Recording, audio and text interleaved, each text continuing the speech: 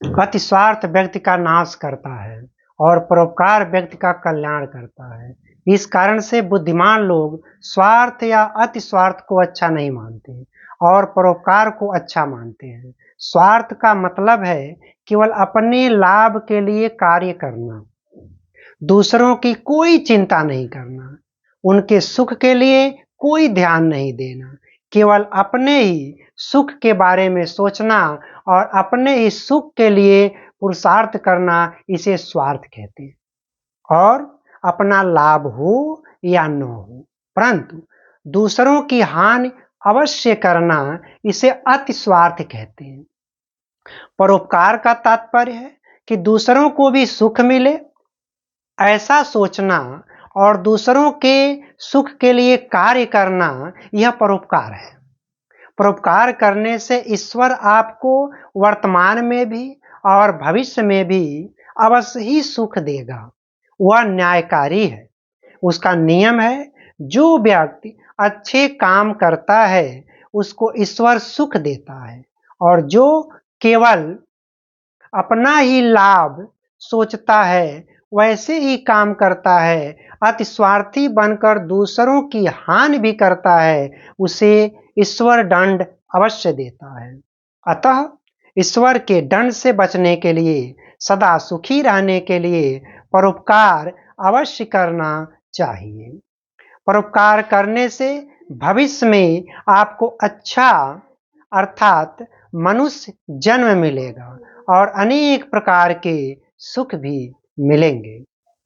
यह तो भविष्य में लाभ होगा ही, इसके साथ साथ इस जन्म में भी, वर्तमान काल में भी आपका आनंद तत्काल बढ़ेगा, आपका स्वास्थ्य भी अच्छा रहेगा। जो व्यक्ति अंदर से प्रसन्न आनंदित रहता है, उसका स्वास्थ्य भी अच्छा रहता है, वह अनेक प्रकार के रोगों से वह बचा रहता है, उसकी आयु बढ़ती है। अब यह परोपकार दो प्रकार से किया जाता है, एक निष्काम भाव से और दूसरा सकाम भाव से। निष्काम भाव का अर्थ है मोक्ष सुख प्राप्ति के उद्देश्य से परोपकार करना, और सकाम भाव का अर्थ है कि सांसारिक सुख प्राप्ति के उद्देश्य से परोपकार करना। जिसका स्तर ऐसा हो कि वह मोक्ष प्राप्ति की भावना से परोपकार कर सकता है, वह ऐसा करे। उसका कर्म निष्काम कर्म कहलाएगा। परंतु प्रत्येक व्यक्ति का स्तर इतना ऊंचा नहीं होता कि वह मोक्ष को समझ सके, मोक्ष प्राप्ति के उद्देश्य से कार्य कर सके। तो कोई बात नहीं, जो इतनी योग्यता नहीं रखता तो वह सकाम भाव से ही सही, फिर भी परोपकार तो अवश्य ही करे, क्योंकि इससे मनुष्य को सुख प्राप्ति होती है। वह जब परोपकार करता है किसी के ऊपर, तो उसको अंदर से बहुत ही आनंद प्राप्त होता है।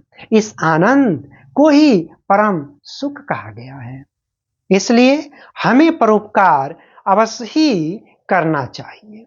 जो लोग दूसरों की परोपकार करते हैं, उसका यह जन्म भी सुख से बीतेगा और अगला जन्म भी सुखमय होगा।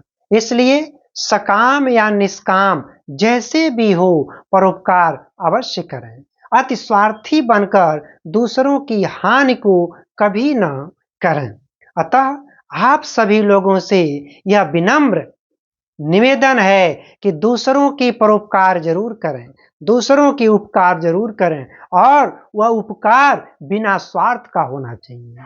अगर आप वह उपकार किसी स्वार्थ की भावना से करते हैं, तो फिर उससे आपको किसी भी प्रकार की सुख की प्राप्ति नहीं होगी।